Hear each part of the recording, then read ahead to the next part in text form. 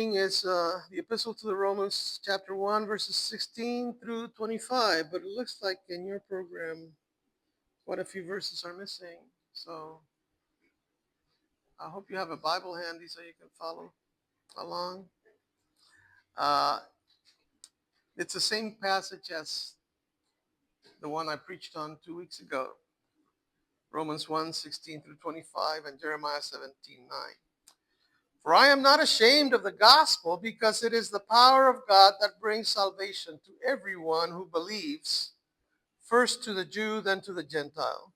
For in the gospel the righteousness of God is revealed, a righteousness that is by faith from first to last, just as it is written, the righteous will live by faith. The wrath of God is being revealed from heaven against all the godlessness and wickedness of people who suppress the truth by their wickedness. Since what may be known about God is plain to them, because God has made it plain to them. For since the creation of the world, God's invisible qualities, his eternal power and divine nature, have been clearly seen, being understood from what has been made, so that people are without excuse. For although they knew God, they neither glorified him as God nor gave thanks to him, but their thinking became futile and their foolish hearts were darkened.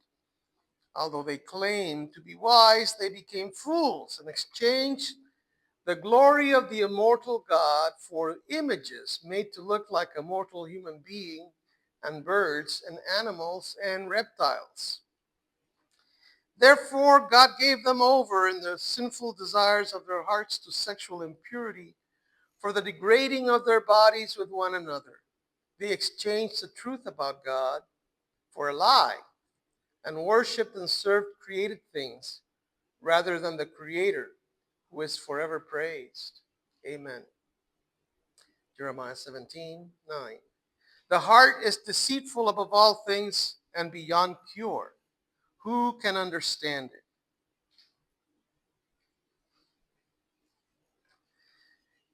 So, 2 weeks ago, if you recall, I know that's hard, it seems like an awful long time ago. Because I don't even remember what I did yesterday, but let's try and remember what I spoke about 2 weeks ago.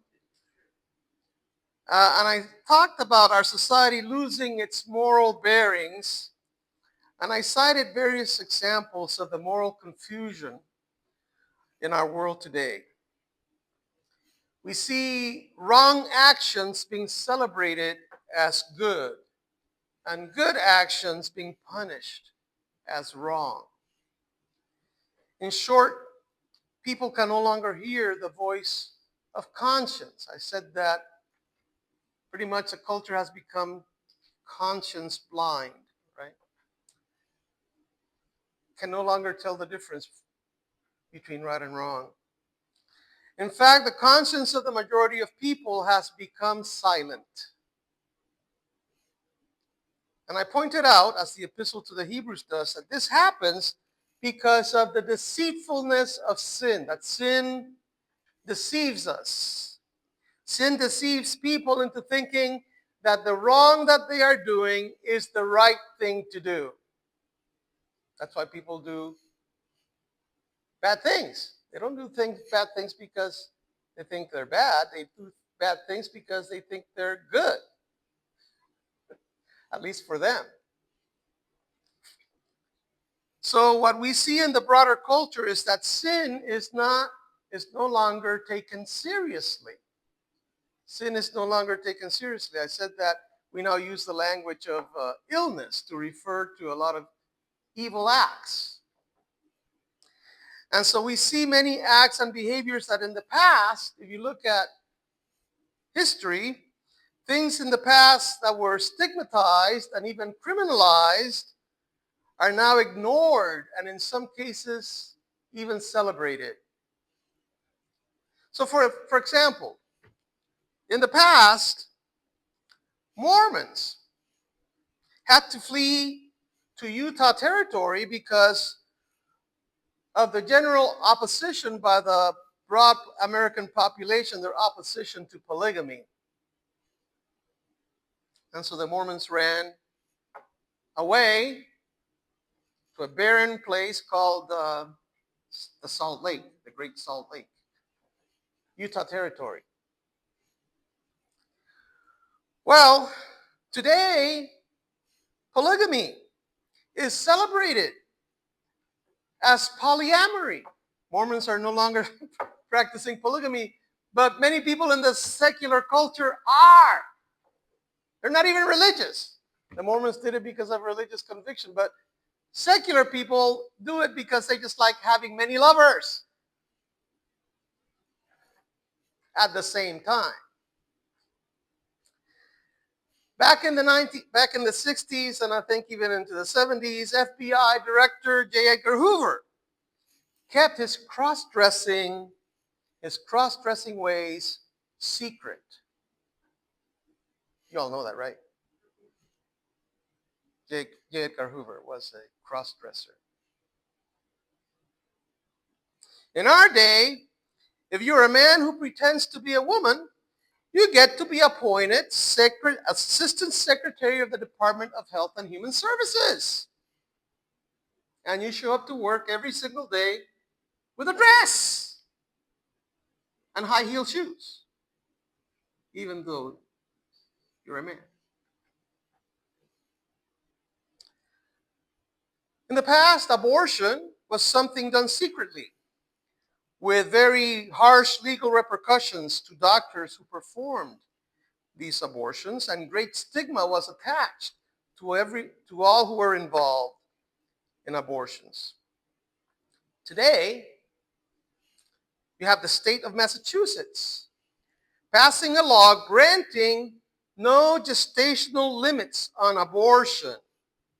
No gestational limits, meaning that a woman can have the baby aborted at the 9th month when she is having contractions and her cervix is dilating.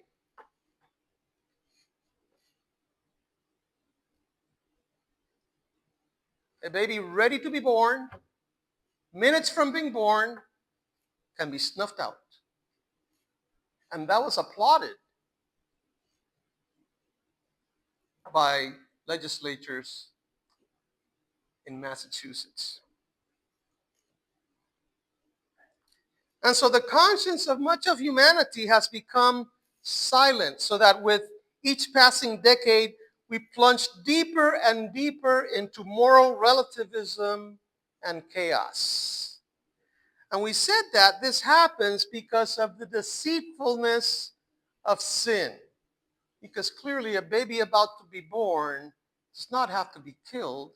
It could be given up for adoption, because there are many, many parents that cannot have children that are willing to adopt.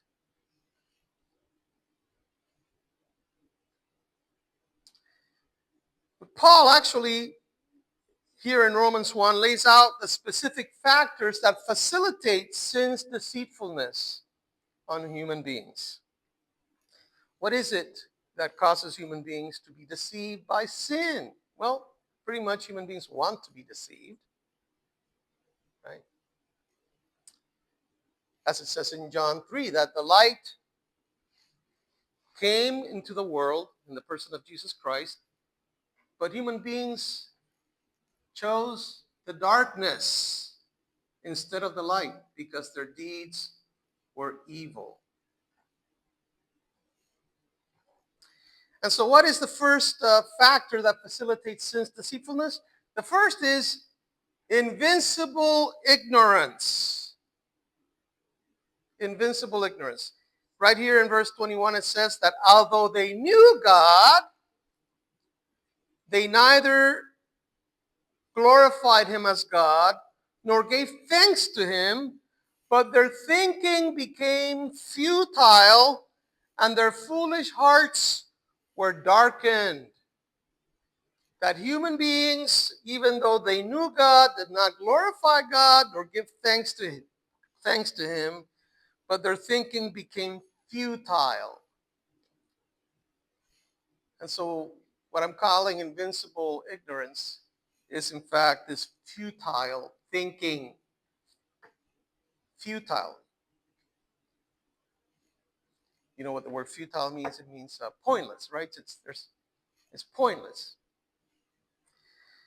What's invincible ignorance? Well, in fact, invincible ignorance is one of the many logical fallacies that people commit in their thinking. If you ever take a class in logic, they'll show you all the various fallacies that people commit in their thinking, and one of those is invincible ignorance, which here Paul calls futile thinking, which the King James translates foolish speculation. Foolish speculation. Why is it foolish speculation? Well, the scriptures tell us why it's foolish or why it's futile and why human beings are without excuse. In Psalm 19, it says, the heavens declare the glory of God. The skies proclaim the work of his hands. So in other words, the creation is shouting at every human being, hey, God is real and he loves you. And we're going, yeah, yeah, yeah, yeah, yeah, yeah. I can't hear you. I don't see you. Romans 1:20 says, since the creation of the world, God's invisible qualities, his eternal power and divine nature have been clearly seen, being understood from what has been made.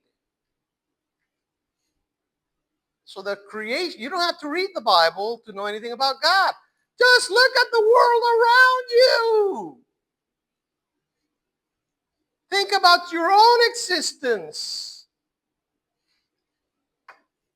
and the marvel that is your body. Such a complex mechanism, all kinds of systems working harmoniously to give you many, many years of life. That is a wonder. It's a miracle.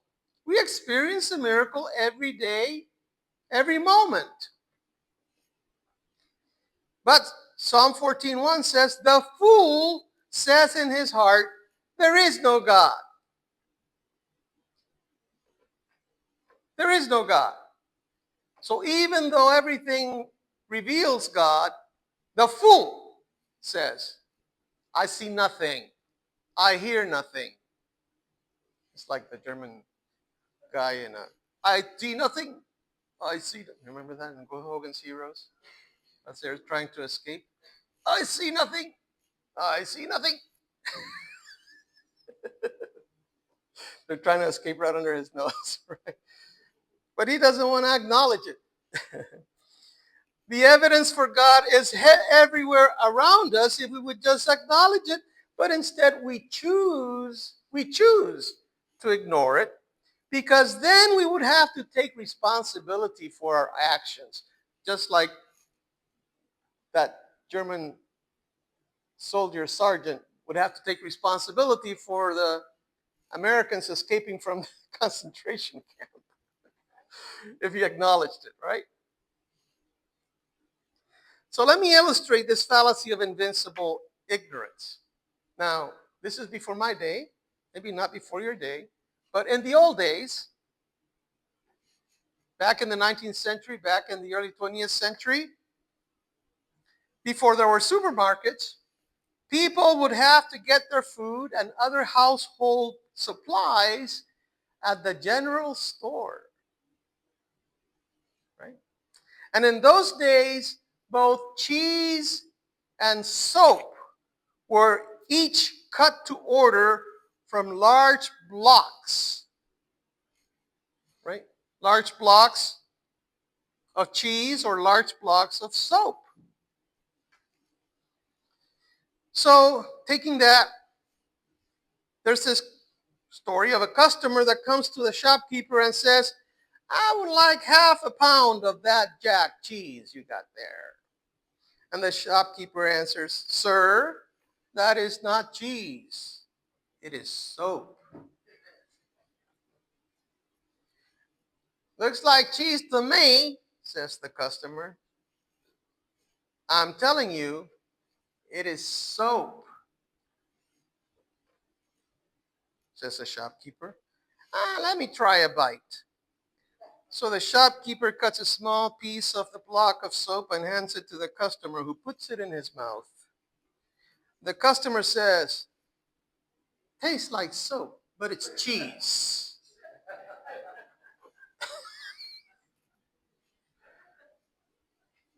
That's called invincible ignorance. It doesn't matter what evidence is adduced, the person will not change their mind because they already have a set narrative. It's cheese, even though all the evidence says it's soap. And so that illustrates what this is about. The man prefers to ignore the evidence rather than admit he is wrong. None of us likes to admit we're wrong. This is invincible ignorance. And so what is ironic about people in our day, about life in the modern world, is that we live in the time with the most knowledge of any period in human history. Right? We have scientific methods and technologies that allow us to discover things never before imaginable, right? To discover things in the far reaches of outer space, to learn about the workings of subatomic particles. Things we cannot see with the naked eye. We have instruments that can give us knowledge about what's happening at the subatomic level and what's happening billions of light years away.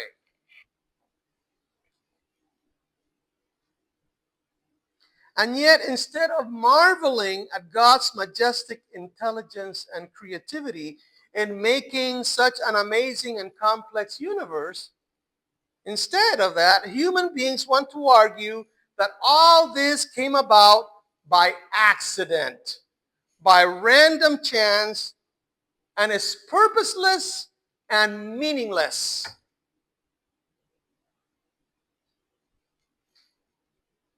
That's like the guy that says it's cheese, even though it's soap. So, for example, they'll give you, we could spend a long time talking about all the different scientific things, and I won't bore you with that, but I'll just give you one example here regarding the origin of life on Earth. Scientists haven't figured that one out yet. But what they want to argue is that it came about, the life on Earth, I'm not even talking about human life, I'm talking maybe even just about an amoeba, a single cell creature, a paramecium, another single cell creature. So how did this come about? Well, scientists say it came about by random fortuitous accident called natural selection. But when scientists do the math, they've done the math, and calculate the probabilities and factor in all the variables that were necessary to line up in order to make the emergence of life possible, there's a problem. There isn't enough time, and we're talking about billions of years, there isn't enough time for all those fortuitous accidents to occur. The age of the universe is too young for life to have appeared on planet Earth. So rather than admit that an all-powerful, intelligent being we call God created life on Earth, scientists resort to outlandish speculations that require as much faith to be believed in as believing in God. So they rather believe these speculations, and they are pure speculations, rather than believe in God. What kinds of speculations? Well, one speculation is called multiverses. Have you heard of the multiverse theory? So the multiverse theory is that there have been many universes prior to ours that have come into being until eventually One universe came into being that had the right combination of variables to create life. That's like playing the slot machine in Las Vegas and you pull down the handle and you win the jackpot. But you have to pull that lever how many times to get life? Millions, billions of times to get all those things to line up perfectly because there's a host of variables. Many, many variables that were required to line up in order for life to emerge. Think about that. There's a wonderful book called The Privileged Planet. And this scientist, he argues on the opposite side that there's no life anywhere else in the universe because everything had to be just right. The distance of the Earth from the sun, you have to have one moon just the right size. Think if there was no moon, there's no tides. There's no tides, there's no life.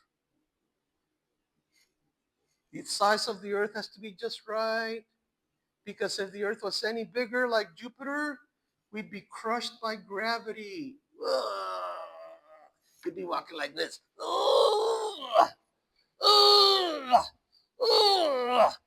Right? That's how you would walk in Jupiter, by the way. Actually, you couldn't survive because you'd be crushed by the gravitational force.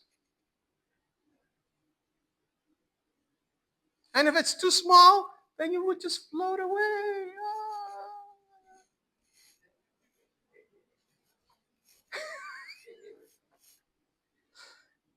You get the picture. And that's just gravity.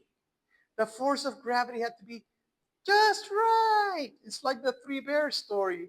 Oh, that's too soft. Oh, that's too hard. The one in the middle, that's just right. That had to happen thousands and thousands of times. It had to be just right. The proportion of nitrogen to hydrogen in the atmosphere, life would not have emerged if that ratio, that proportion was off by a minuscule amount. All right? So we could go on and keep talking about all the different variables. The point is that scientists refuse to accept the improbability of life and resort to absurd theories like there have been thousands, if not millions, of universes until it hit on the right combination. Another theory, another speculation, this is actually has been portrayed in a movie. It's called panspermia. You've heard that? So Richard Dawkins, a famous scientist, that's the theory that he advocates, panspermia. How did life begin on Earth? It was brought to Earth by aliens. I'm talking extraterrestrials, not people from Mexico, right? It was brought to Earth by aliens from outer space. They seeded life on Earth. Of course, that only pushes the question back further because, well, where did the aliens come from? How did they become alive? Explain that. So it doesn't really answer the question. It just tries to show there's not enough time for life to emerge on Earth, given the time span, and so it had to be brought and already planted like a seed for it to then sprout and grow. And so what you see here is scientists who, quote unquote, as the Bible puts it, claim to be wise, but in fact they become fools. Because all they're trying to do is avoid any acknowledgement of a creator, because then they would have to be accountable to that creator. They don't have to give glory to God or thank God for the gift of life, and thus be accountable to someone beyond themselves. And so secularism and atheism give human beings the freedom to do as they please. As the Russian author Fyodor Dostoevsky put it, if there is no God, then everything is permitted. If there is no God, then everything is permitted. And that's what secularists want. They just want to do whatever they want to do. They don't want anything being called wrong or bad or immoral or evil. It makes them feel bad. And they don't want to feel bad in what they're doing. They want to delight in the wrong that they're doing. There's a second factor that plays into the deceitfulness of sin, and that is corrupt religion. Yes, corrupt religion. It says it right here in Romans 1.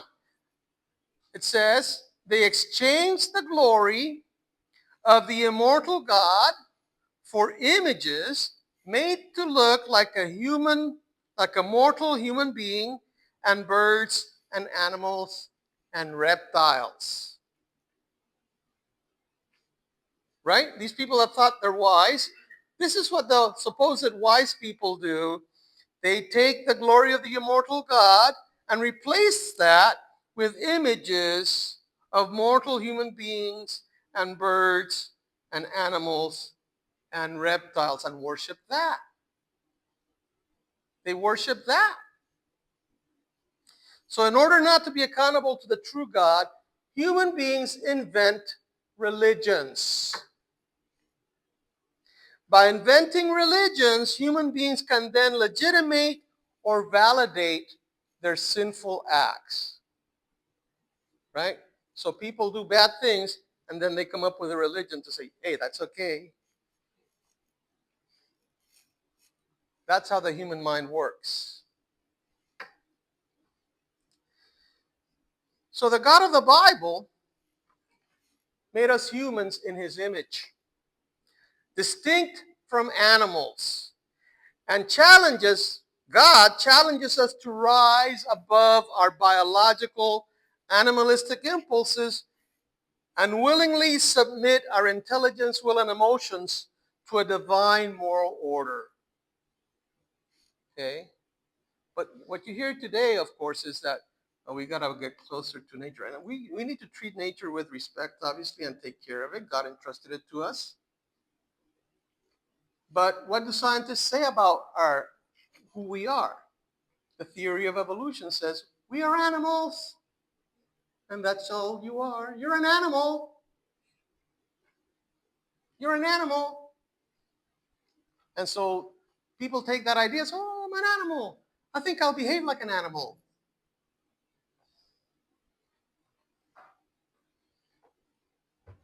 Right? Aren't people actually marrying their cats and marrying their dogs? I've heard about that. Or leaving their inheritance to their dog. Or I heard about this lady that had a chimpanzee, and she would dress him in a suit and sit him at the table to eat with her. Lunch, breakfast, lunch, and dinner. And then the neighbor showed up one day, and the chimpanzee jumped from the table and tore the lady's face off. Remember that?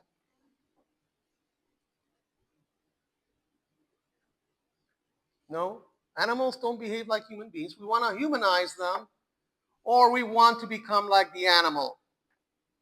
There's this guy in Japan that dressed up as a dog. Have you seen that? And he walks around in a dog suit on all fours. What's with that?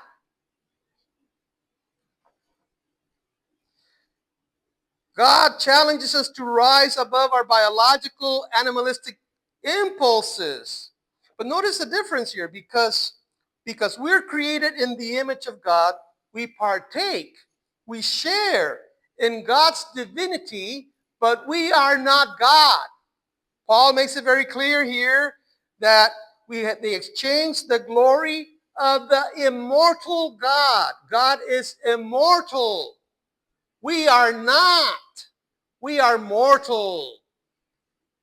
Our bodies are made of flesh, and they decay and rot. And yes,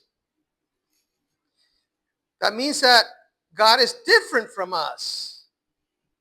But we partake in the divine nature. God is eternal. God is infinite. God is sovereign. God is all powerful. God is all knowing. God is all good. But in the religions that human beings invent, God is reduced to the image of a human-like being, or even lower, to the image of some animal.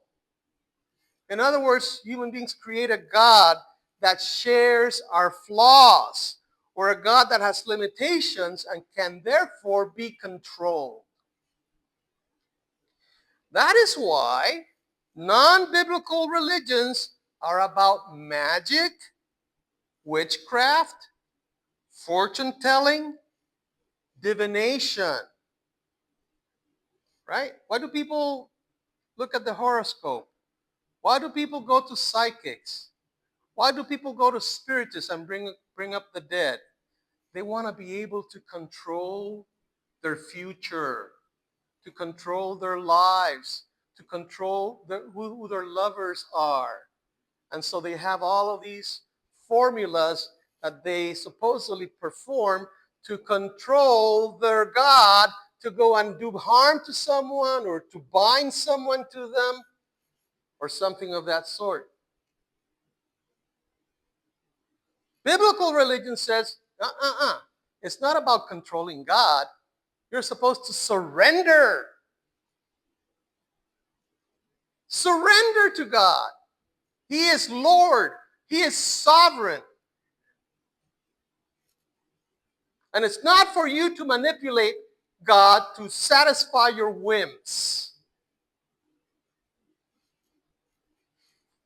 And so that's why throughout the Bible there's always a strong condemnation of magic and witchcraft and necromancy. That means consulting the dead.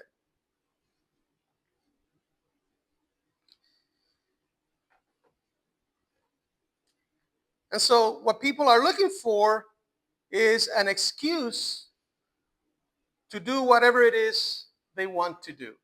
So let me give you some examples. Look at, I'll be quick here, the Greeks. The Greeks worshiped Zeus, right? You've all heard about Zeus. But if you look at how Zeus behaves, according to the Greek myths, he behaves worse than human beings. So take Hercules. You all heard of Hercules, right? Hercules, Hercules. Hercules. I'm referencing a Eddie Murphy movie there, but never mind. The other Hercules, the mythological Hercules, he was the son of Zeus. You know that, right? But how was Hercules conceived? Well, Zeus had an unquenchable lust for beautiful Alcmene, the granddaughter of the hero Perseus. But she is married to Amphitryon. Alcmene is a married woman. So what does Zeus do? Well, one day when Amphitryon left Alcmene to go elsewhere, Zeus used his powers to transform himself to look like Amphitryon. And so in this disguise, he goes into the house and he has sexual relations with Alcmene. Honey, I'm back. But it's actually Zeus. And she gets pregnant with Hercules. And so here you have a God who engages in deception, basically rapes a married woman while wearing a costume, and abuses his powers to get what he wants.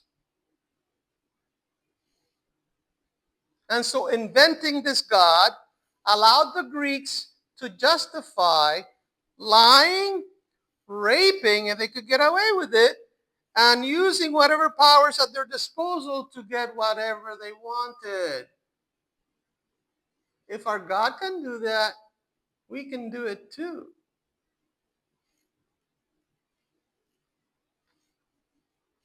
The Greeks also worshiped Dionysus, who the Romans called Bacchus, the god of wine intoxication, fertility, and ecstasy. So, what better way to justify drunkenness and wild orgies, called bacchanals, than to claim you are worshiping Dionysus? Right?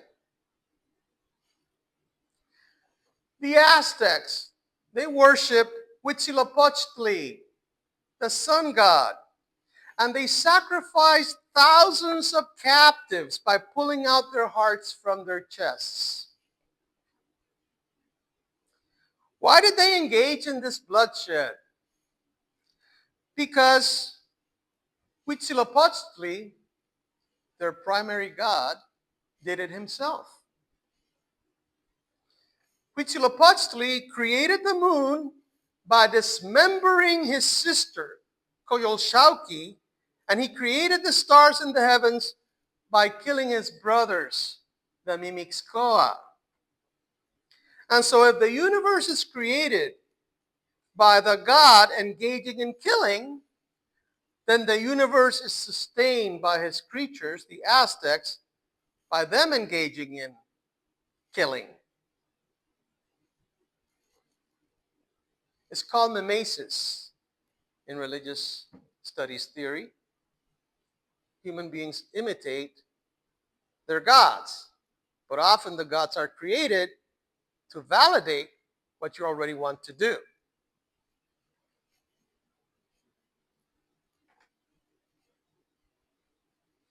Other religions of the past were nature religions, where the various gods are each some aspect of nature. The god of the rain, or the god of the wind, the god of the earth, the goddess of the river, the god of thunder. And so the worship of the various, notice, limited gods, all of that is amalgamated into some sort of fertility ritual where the goal of having enough food to eat, in growing crops and having animals to hunt is pursued. How do you encourage fertility? How do you make the gods encourage the fertility of the soil so you have more wheat and more rice and more corn, or what? All the cultures do this. How do you do that? By consorting with prostitutes in the temple.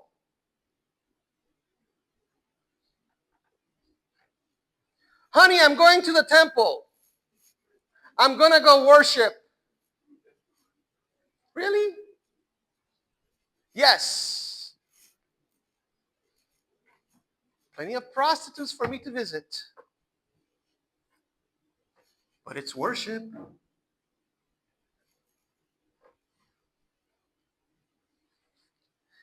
This still actually goes on today in different ways. And some, for example, some say that God is non-binary. That Jesus and the beloved disciple John, because John rested his head on Jesus' chest, that they had a gay relationship. That Allah commands his believers to lie to unbelievers, called kafirs, in defense of Islam. That's called taqiyya. So Muslims are justified in lying, especially if they're the minority in, say, a Christian majority culture. That they're justified, they can kill unbelievers, that Allah commands they kill unbelievers if they refuse to believe.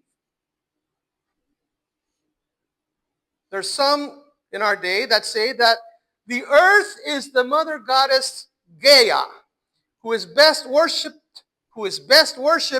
by dismantling the patriarchy and making man go extinct. There was a professor at Boston University named Mary Daly. That was her ultimate goal, to develop what's called ontogenesis, that women would be able to reproduce without the necessity of male sperm.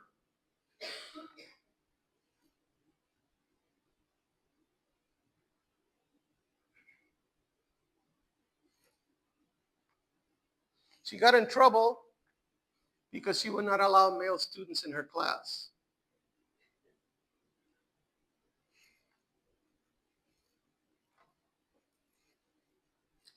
Well, the God of the Bible is a righteous and holy God, a God who is sovereign, a God who demands righteousness and holiness of us, his special creation. We are not to behave like animals and lower ourselves to an animal condition to be a reflection of the earth from which we were made. It is true, dust we are, and to dust we shall return. But neither should we surrender to our worst instincts and inclinations.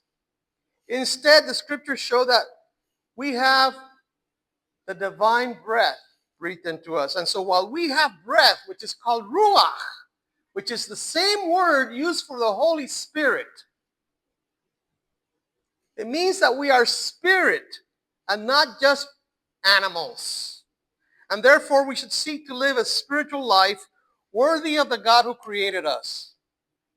And to do that, we need to have a conscience that is alert to the voice of God, a conscience that is attentive to the Word of God. The Lord bless His Word.